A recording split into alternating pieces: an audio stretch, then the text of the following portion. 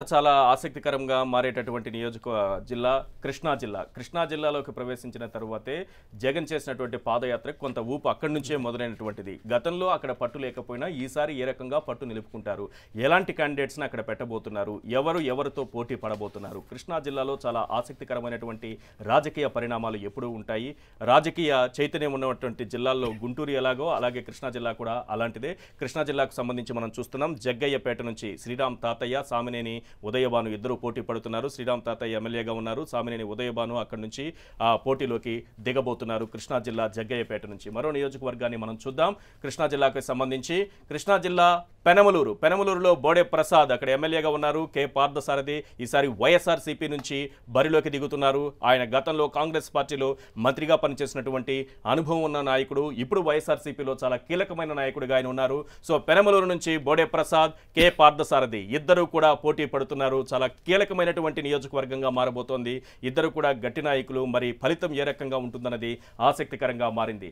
మరో నియోజకవర్గాన్ని చూద్దాం మనం స్క్రీన్ పైన. కృష్ణా జిల్లాకు సంబంధించి కృష్ణా జిల్లా విజయవాడ పశ్చిమంకు సంబంధించి షబానా ఇక్కడ పోటీకి దిగుతున్నారు. ఆల్రెడీ జలీల్ ఖాన్ ఇక్కడ నుంచి వైసీపీ నుంచి గెలిచి ఆయన టీడీపీలోకి వెళ్ళడం, తన కుమార్తెకు టికెట్ ఇప్పించుకోవడం కూడా జరిగింది. వెల్లంపల్లి శ్రీనివాస్ గతంలో బీజేపీలో పనిచేసినటువంటి నాయకుడు, ఎమ్మెల్యేగా గెలిచిన అనుభవం కూడా ఉంది. ఆయన ఆ తర్వాత వైసీపీలోకి రావడం. ఈసారి వెల్లంపల్లి శ్రీనివాస్ షబానా మీద పోటీకి దిగుతున్నారు విజయవాడ పశ్చిమం నుంచి. మరో నియోజకవర్గాన్ని చూద్దాం. కృష్ణా జిల్లాకు సంబంధించి కృష్ణా జిల్లా పామరు నియోజకవర్గంలో ఉప్పులేటి కల్పన, అనిల్ కుమార్ ఇద్దరు పోటీ పడుతున్నారు. ఉప్పులేటి కల్పన వైసీపీలో గెలిచి ఆ తర్వాత టీడీపీలోకి వెళ్లారు. సో ఆమె ఇక్కడ నుంచి పోటీకి దిగుతున్నారు పామరు నుంచి. ఇక్కడ వైసీపీ అభ్యర్థిగా అనిల్ కుమార్ బరిలోకి దిగుతున్నారు. మరో నియోజకవర్గాన్ని మనం చూద్దాం. కృష్ణా జిల్లాకే సంబంధించి పెడన నియోజకవర్గం చాలా ముఖ్యమైనటువంటి నియోజకవర్గం, ఆసక్తి కలిగించేటటువంటి నియోజకవర్గం. కాగిత వెంకట కృష్ణ ప్రసాద్ ఇక్కడ నుంచి పోటీ చేస్తున్నారు. జోగి రమేష్ వైఎస్ఆర్సీపీలో కీలకమైన నాయకుడు, చాలా యాక్టివ్గా ఉండేటటువంటి నాయకుడు. సో జోగి రమేష్ ఇక్కడ నుంచి పోటీ చేస్తున్నారు. పెడన నియోజకవర్గంలో కాగిత వెంకట కృష్ణ ప్రసాద్, జోగి రమేష్ ఒకరి మీద ఒకరు ఏ రకమైన పోటీ ఇవ్వబోతున్నారన్నది ఆసక్తికరంగా మారింది. మరో నియోజకవర్గాన్ని చూద్దాం మనం కృష్ణా జిల్లాకి సంబంధించి. ఇది చాలా క్రూషియల్ రెండు పార్టీలకు సంబంధించి. విజయవాడ సెంట్రల్ ఇప్పటికే ఎమ్మెల్యేగా బోండా ఉమా మహేశ్వరరావు ఉన్నారు. ఇక్కడికి కాంగ్రెస్ పార్టీ నుంచి మల్లాది విష్ణు వచ్చారు. ఈ నియోజకవర్గం గురించే కొంతమంది నాయకుల్ని కూడా వైఎస్ఆర్సీపీ వదులుకోవాల్సి వచ్చింది. విజయవాడ సెంట్రల్ కోసం పోటీ పడేటటువంటి పరిస్థితి ఎక్కువగా వైసీపీలో కనిపించింది. మల్లాది విష్ణు రావడం, ఆ తర్వాత ఇక్కడ బోండా ఉమా మహేశ్వరరావు ఆల్రెడీ ఎమ్మెల్యేగా ఉండడం, ఇద్దరి మధ్య గట్టి పోటీ ఉండబోతోందనేది చాలా క్లియర్గా అర్థమవుతున్నటువంటి విషయం. రైట్, మరో నియోజకవర్గాన్ని మనం చూద్దాం. విజయవాడ తూర్పు గద్దె రామ్మోహన్ రావు, బొప్పన భవకుమార్ ఇద్దరు కూడా పోటీ పడుతున్నారు. సిట్టింగ్ ఎమ్మెల్యేగా గద్దె రామ్మోహన్ రావు ఉన్నారు. బొప్పన భవకుమార్ ఇక్కడ నుంచి పోటీకి దిగుతున్నారు. గట్టి పట్టున్న నాయకుడు. విజయవాడ తూర్పు నుంచి గద్దె రామ్మోహన్ రావు నియోజకవర్గంలో మంచి పట్టుంది. ఆ నాయకుడితో బొప్పన భవకుమార్ ఈసారి వైసీపీ నుంచి పోటీకి దిగుతున్నారు. కృష్ణా జిల్లాకి సంబంధించి మరో నియోజకవర్గాన్ని మనం స్క్రీన్ పైన చూద్దాం. మైలవరం నియోజకవర్గం మంత్రి దేవినేని ఉమా ఇక్కడ నుంచి ఉన్నారు. మైలవరం నియోజకవర్గం చాలా కీలకమైనది. వసంత కృష్ణ ప్రసాద్ వైసీపీలోకి వచ్చారు. సో ఆయన ఇక్కడ నుంచి పోటీ పడబోతున్నారని ముందుగానే టికెట్ కన్ఫర్మ్ కావడంతో ఎప్పటి నుంచో నియోజకవర్గంలో కీలకంగా పనిచేసుకుంటూ ముందుకు వెళుతున్నటువంటి నాయకుడు వసంత కృష్ణ ప్రసాద్, వసంత నాగేశ్వరరావు తనయుడు. ఆయన ఈ వైసీపీలోకి రావడంతో వైసీపీకి కొంత పట్టు పెరిగింది అక్కడ. కానీ దేవినేని ఉమా మంత్రిగా ఉన్నారు. ఆయనకు ఏ మేరకు వసంత కృష్ణ ప్రసాద్ పోటీ ఇస్తారు, ఇద్దరి మధ్య ఎలాంటి పోటీ ఉంటుంది, మైలవరం ఎవరికి దక్కుతుందనేది రాజకీయ వర్గాల్లో జోరుగా చర్చ జరుగుతోంది. రైట్, మరో నియోజకవర్గాన్ని మనం చూద్దాం. కృష్ణా జిల్లాకి సంబంధించి నందిగామ నియోజకవర్గం తంగిరాల సౌమ్య తండ్రి మరణం తర్వాత, నందిగామలో ఆ ఎలక్షన్ ముగిసిన తర్వాత 2014 ఎలక్షన్ ముగిసిన తర్వాత తండ్రి మరణం తర్వాత కుమార్తెకు ముఖ్యమంత్రి చంద్రబాబు అవకాశం కల్పించారు. తంగిరాల సౌమ్య ఎమ్మెల్యేగా ఉన్నారు. ఆమెకు మరోసారి అవకాశం ఇచ్చారు నందిగామ నియోజకవర్గం నుంచి. ఇక వైసీపీ నుంచి జగన్మోహన్ రావు బరిలోకి దిగుతున్నారు. వీరిద్దరి మధ్య గట్టి పోటీ ఉండబోతోందనేది ఆసక్తికరంగా మారింది. మరో నియోజకవర్గాన్ని కృష్ణా జిల్లాకే సంబంధించి మనం స్క్రీన్ పైన చూద్దాం. కృష్ణా జిల్లా తిరువూరు నుంచి జవహర్ జవహర్ పోటీలోకి దిగుతున్నారు. జవహర్ ఆల్రెడీ మంత్రిగా పనిచేస్తున్నటువంటి అనుభవం ఉన్నటువంటి నాయకుడు. జవహర్ కొవ్వూరు నియోజకవర్గం అయింది. ఆయన అక్కడి నుంచి తీసుకొచ్చి తిరువూరులో పోటీ చేయిస్తున్నారు. కొవ్వూరు నుంచి తిరువూరుకి మారారు మంత్రి జవహర్ తిరువూరు నియోజకవర్గం పైన ఏ రకంగా పట్టు నిలుపుకుంటారనేది ఆసక్తికరంగా మారింది. ఇక్కడ నుంచి వైసీపీకి సంబంధించి రక్షణ నిధి పోటీలో ఉన్నారు. రైట్, మరో నియోజకవర్గాన్ని చూద్దాం. కృష్ణా జిల్లాకి సంబంధించి నూజివీడు నియోజకవర్గం మేకా వెంకట ప్రతాప అప్పారావు ఇప్పటికే వైసీపీ ఎమ్మెల్యేగా కొనసాగుతున్నారు. ఇక్కడ ముద్రబోయిన వెంకటేశ్వరరావు టీడీపీ అభ్యర్థిగా బరిలోకి దిగుతున్నారు. సో టీడీపీ టికెట్ దక్కించుకున్న ముద్రబోయిన వెంకటేశ్వరరావు అలాగే మేకా వెంకట ప్రతాప అప్పారావు ఇద్దరి మధ్య కూడా గట్టి పోటీ ఉండబోతోందనేది చాలా క్లియర్గా అర్థమవుతోంది. కృష్ణా జిల్లాకి సంబంధించి మరో నియోజకవర్గాన్ని మనం చూద్దాం. గన్నవరం నియోజకవర్గం ఇప్పటికే వల్లభనేని వంశీ ఎమ్మెల్యేగా అక్కడ ఉన్నారు.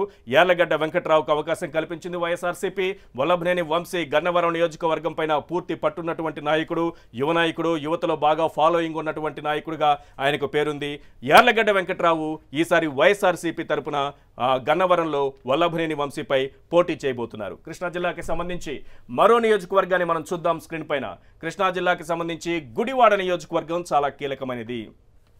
దేవినేని నెహ్రూ తనయుడు దేవినేని ఎప్పుడైతే టీడీపీలోకి వచ్చారో, తనయుడితో పాటు టీడీపీలోకి వచ్చారు. ఇప్పుడు దేవినేని అవినేష్ని తెలుగు యువత అధ్యక్షుని చేసినటువంటి ముఖ్యమంత్రి చంద్రబాబు ఆయనకు మరో అవకాశం కూడా కల్పించారు. గుడివాడ నియోజకవర్గం నుంచి బరిలోకి దింపుతున్నారు.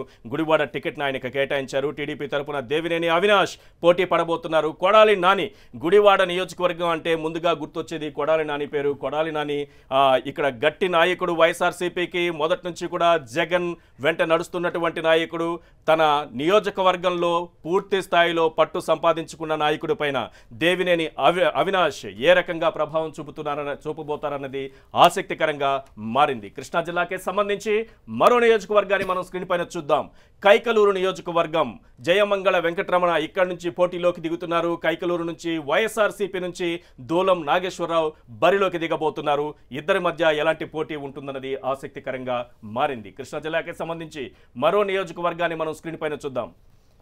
మనం చూస్తున్నాము మచిలీపట్నం పేర్ని నాని ఇక్కడ నుంచి బరిలోకి దిగుతున్నారు. వైఎస్ఆర్సీపీ నుంచి ఆయన పేరు ముందు నుంచి ఉన్నదే. అయితే కొల్లు రవీంద్ర మంత్రి పైన ఆయన ఏ రకంగా పోటీని ఇవ్వగలుగుతారు అన్నది చూడాలి. కొల్లు రవీంద్ర మంత్రిగా ఉన్నారు. కొల్లు రవీంద్రకు మచిలీపట్నం నియోజకవర్గంలో పేర్ని నాని పోటీ ఇవ్వబోతున్నారు. వైఎస్ఆర్సీపీ తరపున పేర్ని నాని, అలాగే టీడీపీ తరపున కొల్లు రవీంద్ర మినిస్టర్ రంగంలోకి దిగుతున్నటువంటి పరిస్థితి. కృష్ణా జిల్లాకి సంబంధించి మరో నియోజకవర్గాన్ని మనం స్క్రీన్ పైన చూద్దాం. అవనిగడ్డ నియోజకవర్గం మండలి బుద్ధప్రసాద్ ఉన్నారు. మండలి బుద్ధప్రసాద్ మీద సీనియర్ మీద సింహాద్రి రమేష్ బాబు ఏ రకమైనటువంటి పోటీ ఇవ్వబోతారనేది ఆసక్తికరంగా మారింది. మనం చూస్తున్నాం రవి, మొత్తం 16 నియోజకవర్గాలు ఉన్నాయి. గత ఎన్నికల విషయానికి వస్తే వైసీపీ కేవలం 3 నియోజకవర్గాల్లో విజయం సాధించింది. టీడీపీ 12 స్థానాల్లో విజయం సాధించింది, ఒకటి బీజేపీ. ఎట్లా ఉండబోతుంది పరిణామాలు? ఎందుకంటే కృష్ణా జిల్లా నుంచి వైసీపీ తన బలాన్ని పెంచుకోవాల్సినటువంటి అవసరం కనిపిస్తుంది. ఎట్లా ఉంటుంది ఇప్పుడు? పోటాపోటీగా ఉంటుందనుకోవచ్చా? అభ్యర్థులను ఇద్దరు కూడా ప్రకటించినటువంటి పరిస్థితుల్లో అంటే రాష్ట్రంలో 3 కీలకమైన జిల్లాలు, గుంటూరు కానీ, లేకపోతే కృష్ణా, లేకపోతే ఈస్ట్ గోదావరి, 19, 17, 16. ఈ 16 స్థానాల్లో చూసుకుంటే కృష్ణా జిల్లాకు సంబంధించి 12 స్థానాలు, అంటే దాదాపు 80-90% వరకు రీచ్ అయింది టీడీపీ. కేవలం తక్కువ స్థానాలకు పరిమితమైంది వైసీపీ. ఒక స్థానాన్ని బీజేపీకి కూడా దక్కించుకోవడం జరిగింది గతంలో. అయితే ఈసారి బీజేపీ సీన్లో లేని కారణంగా చూసుకుంటే వైసీపీ టీడీపీ మధ్య వైసీపీ ఏదైతే ఈసారి పట్టు నిలుపుకుంటే కనుక ఈ జిల్లా నుంచి కూడా కేవలం ఈ 3 జిల్లాలు మనం ఏమైతే అనుకున్నాం, గుంటూరు, ఈస్ట్ ప్లస్ కృష్ణా నుంచి పట్టు నిలుపుకోవడం ద్వారానే అధికారంలోకి వచ్చే అవకాశం కనిపిస్తుంది. ఈసారి ఎలాంటి స్ట్రాటజీ? మరోవైపు చూసుకుంటే గుడివాడకి సంబంధించి దేవినేని అవినాష్ కొత్తగా వచ్చిన అభ్యర్థి నానితో అక్కడ పోరాడాల్సిన అవసరం ఉంది. కొడాలి నానితో. కొడాలి నాని అంటే అక్కడ చాలా కీలకమైన వ్యక్తి. అక్కడ నియోజకవర్గంలో కానీ గత ఎన్నికల పరిణామాలు చూస్తే కనుక ఆయనతో పోటీ పడడానికి హోరాహోరీ స్థానాలు ఏమైనా మనం తీసుకుంటే అందులో గుడివాడది కూడా మనం తీసుకోవచ్చు. అవినాష్ వర్సెస్ కొడాలి నాని. మరోవైపు మైలవరంకి సంబంధించి మంత్రి దేవినేని ఉమామహేశ్వరరావు. జవహర్ మీరు ఇంతకుముందు చెప్పినట్టు ఆయన స్థానాన్ని మార్చి తీసుకొచ్చి ఆయన ఒక మంత్రి ఇక్కడ ఉన్నారు. మొత్తానికి చూసుకుంటే కనుక ఈ జిల్లాలు కనుక వైసీపీ పట్టు సాధించుకుంటే కనుక అధికారంలోకి, అంటే వచ్చే పరిస్థితి ఉంటే కనుక అధికారంలోకి ఖచ్చితంగా ఈ జిల్లాలో కూడా పట్టు సాధించుకోవాల్సిన అవసరం ఉంది. ఆ స్థాయిలో వైసీపీ ఏ రకంగా కృషి చేస్తుంది, జగన్మోహన్ రెడ్డి ఎలా ముందుకెళ్తారనేది కూడా ఈ జిల్లాకు సంబంధించిన వదులుకున్న పరిస్థితి. అంటే వంగవీటి రాధా హైడ్రామా నడిచింది. ఆయన పార్టీ నుంచి బయటికి రావడం, అంటే ఈ మల్లాది విష్ణుకి ఆ సీటు కేటాయించడంతో చాలా వివాదాలు అక్కడ చోటు చేసుకున్నాయి. మా రాధా కూడా చాలా కీలక అంటే పెద్ద విమర్శలు చేసి మరి బయటకు రావడం జరిగింది. ఈ నేపథ్యంలో అంటే ఈ మల్లాది విష్ణు బొండా ఉమామేశ్వరరావు ఎలాగంటే హోరాహోరీ మనం చెప్పొచ్చు ఈ సీటు కూడా సంబంధించి కూడా. మొత్తానికి ఇది రాధాను పక్కన పెట్టి విష్ణుకి ఇచ్చిన ప్రాధాన్యత ఎలా నిలుపుకుంటాడు అనేది కూడా మనకి కీలకంగా మారింది. అంటే రాధా ప్రభావం ఉండబోతుంది ఈ జిల్లాలో అనేది కూడా మనం చెప్పొచ్చు. దీన్ని ఎలా అధిగమిస్తారు, ఎలా పట్టు సాధించుకుంటారు అనేది కూడా కీలకంగా జగన్మోహన్ రెడ్డికి చెప్పొచ్చు మన ఈ జిల్లాకు. రైట్. మరో నియోజకవర్గం